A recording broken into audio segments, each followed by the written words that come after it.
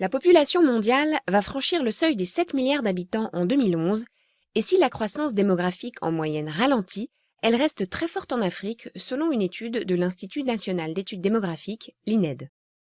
La croissance démographique va en effet descendre cette année à 1,1%. Ce ralentissement s'explique par la diminution du taux de fécondité mondial, tombé à 2,5 enfants par femme en moyenne. Mais les différences sont énormes entre le Niger, par exemple, avec 7 enfants par femme, et Taïwan, où le taux est de 0,9.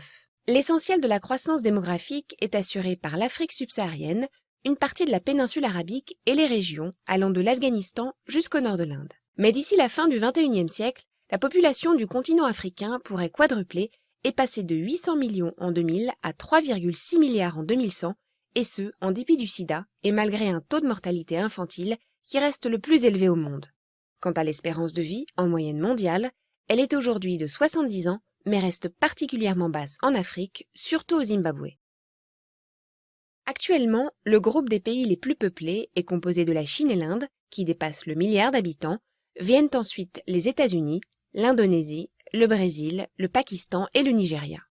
Ces 7 pays représentent à eux seuls plus de la moitié de la population mondiale avec 3,6 milliards d'habitants. Mais en 2050, ce classement devrait être sensiblement modifié. L'Inde passera en tête devant une Chine moins peuplée et le Nigeria devancera les États-Unis. Le Pakistan se hissera à la 5e place devant l'Indonésie, tandis que le Bangladesh accédera à la 7e place devant le Brésil. L'Union européenne, qui avec ses 27 États membres totalise actuellement 502,2 millions d'habitants, n'en comptera guère plus de 513 en 2050. La population du globe atteindra 8 milliards d'habitants en 2025 et devrait ensuite se stabiliser autour de 9 à 10 milliards dans un siècle, selon les projections de l'INED.